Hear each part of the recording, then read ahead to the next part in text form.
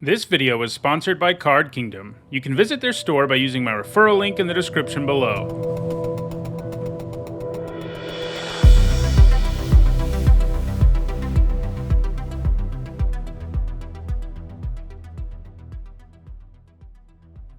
Hi everyone, I'm Hone, and it's Friday, so that means it's time for another MTG Top 10, the series where I rank cards based on their historical performance at Magic's highest level of competition. Believe it or not, I've done over 400 of these at this point, and one of the most common things I've looked at is creature types. I've looked at over 50 of them so far, and today we're taking a look at one of Magic's newest creature types, Ranger.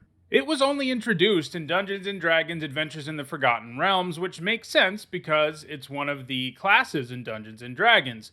But there aren't just Rangers from that set, because as they often do with new creature types, they went back and eroded the creature types of older cards where the creature type made sense. Mostly, this ended up being cards with Ranger in their name. And when I did a search for Rangers and only saw a total of 32, I thought there wouldn't be enough that had seen play for me to make a video at this point. And when I encounter a topic like that, I often do research for the cards that are there and file it away for later. But when I went to do that, I realized Rangers are surprisingly stacked, especially for a creature type with only 32 cards. A couple of years ago, I did an MTG Top 10 on creature types where the ranking was based on points per card, a total I got from adding up the score of all cards with each creature type, and that score was of course based on Premier Event Top 8s, and then I would divide that number by the total number of cards with that creature type.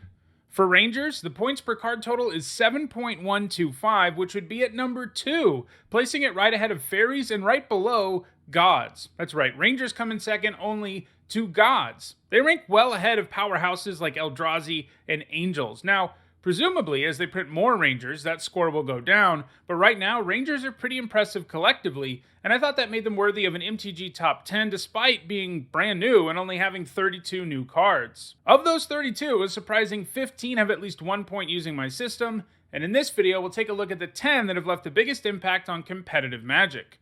Before we get started, here's a quick reminder on how I score cards in these videos. A top 8 at a Pro Tour, Players Tour, Mythic Championship, Mythic Invitational, Legacy, or Vintage Championship is worth 2 points, and a top 8 at a Magic Fest or Grand Prix is worth 1 point. At number 10, it's Sylvan Ranger. This is the first of many Rangers on the list that do something with lands, which makes sense since they tend to be explorers and trackers. This 2-mana 1/1 Ranger lets you tutor up any basic land, and that's a nice way to get both card advantage and mana fixing.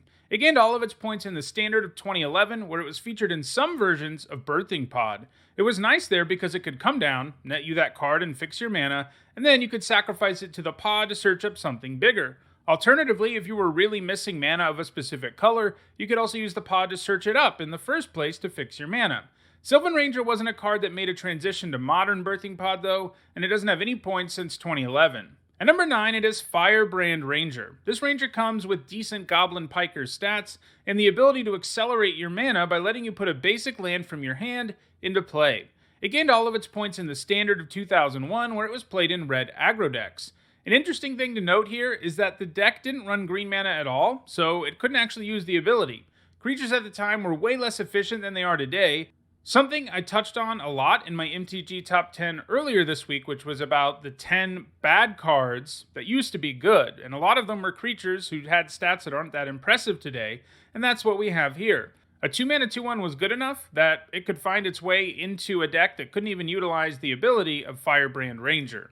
At number 8, it is Daybreak Ranger, a creature that now has 4 creature types as a human archer ranger werewolf. On its human side, it's a Grey Ogre that can tap and do 2 damage to flyers. When it transforms, it becomes a 4/4 and gains the ability to fight any creature, which is pretty potent. It gained all of its points in standard red-green aggro decks that ran a singleton copy to be searched up by Green Sun's Zenith. It was particularly useful against Insectile Aberration, the transformed Delver of Secrets, which was pretty dominant in that format.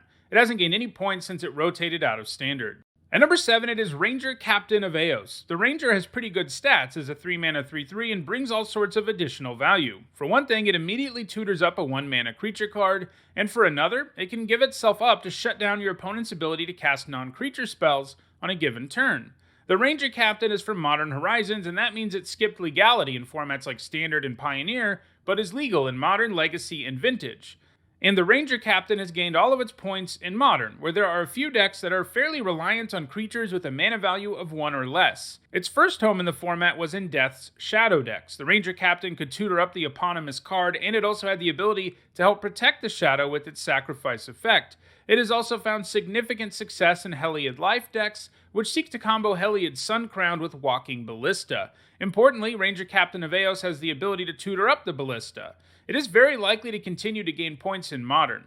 I should note that Ranger Captain of Eos is also legal in Historic as a result of the recent arena-only Jumpstart Historic Horizons, and it stands a good chance of gaining points there in the future. Notably, Death's Shadow is also legal in the format. At number 6, I have Scrib Ranger. This Fairy Ranger comes with protection from blue and flash, as well as the ability to untap a creature once a turn if you return a forest to your hand. It has a single point in Standard that came in the sideboard of a Fairy Tribal deck, but it's found significant success in Legacy, where all of its points have come in Maverick decks. Maverick is an aggro deck that runs the aforementioned Green Sun Zenith, and the deck typically runs a single copy of the Ranger that can be tutored up in a few different situations. First, it's a good blocker against problematic flyers in the format like Baleful Strix or Delver of Secrets. Second, it's good at carrying the equipment the deck runs, and third, it can untap a creature like Mother of Runes.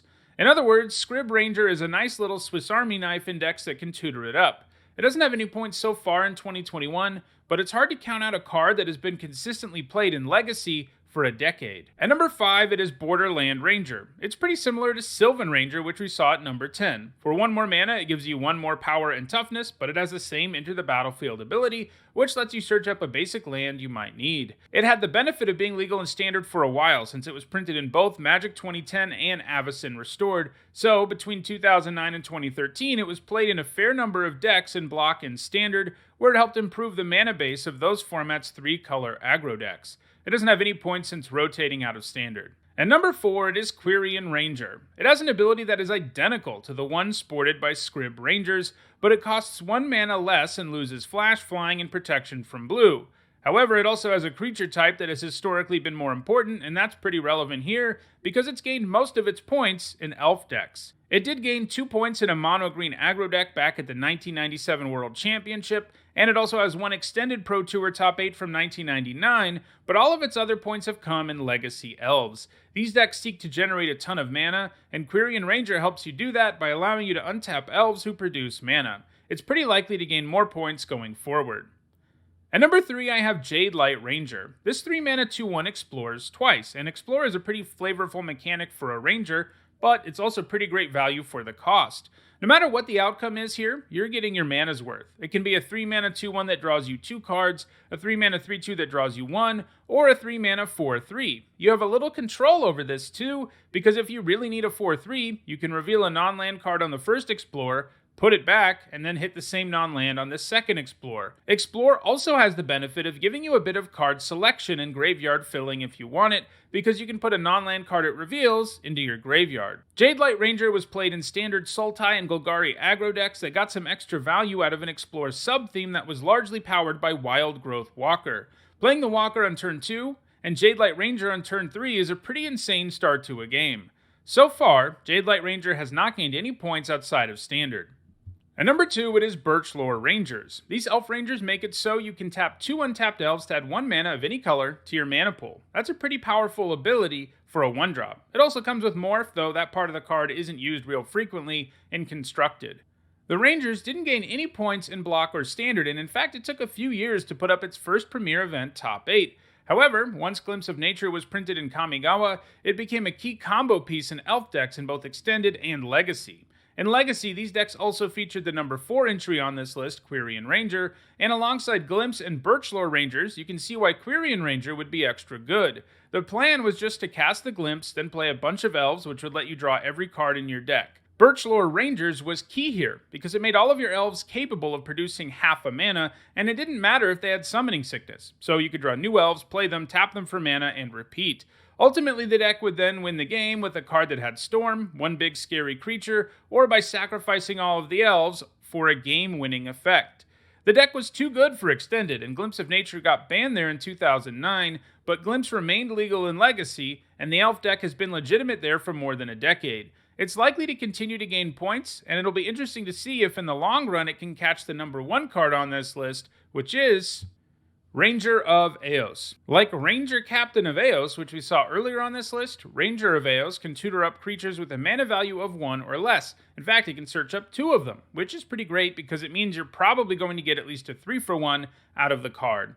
It's a nice card to have at the top curve of aggro decks, since sometimes they run out of gas, and he makes sure that you're going to keep things rolling. You might be thinking what's so scary about 1-mana creatures, but in addition to the nice value he can give you, the Ranger can grab some pretty spicy targets in some formats. In Standard, he could grab Figure of Destiny or a toolbox card like Burrington Forge Tender. In Extended, he could grab Wild Nacatl, and in Modern, he's been used to search up key cards in life gain decks like Martyr of Sands. More recently in Modern, he's been featured in some versions of Death's Shadow, where he can search up Death's Shadow. He has actually been largely supplanted by fellow Eos Ranger that made the list, Ranger Captain of Eos, though, since its lower mana cost and the ability to protect Death's Shadow to some extent make it a more attractive option, even if it can only search up a single 1-mana creature. As a result, Ranger of Eos doesn't have any points since 2018. Still, it has a lead of almost 30 points over Birchlore Rangers, and while those Rangers are likely to continue to see play, it will be a while before they can surpass Ranger of Eos. So those are the 10 Rangers that have left the biggest impact on competitive Magic. Now it seems like it's only a matter of time before they print a tribal payoff for Rangers, and when they do, the deck might be pretty scary. If you want to own any of these cards, check out the description where you'll find a direct link to Card Kingdom for each of them. Also, more than half of my audience is not subscribed to the channel, so if that's you, do me a favor and subscribe. It'll make it easier to stay aware of future content. Lastly, if you want to support the channel, you can on Patreon. Thanks for watching.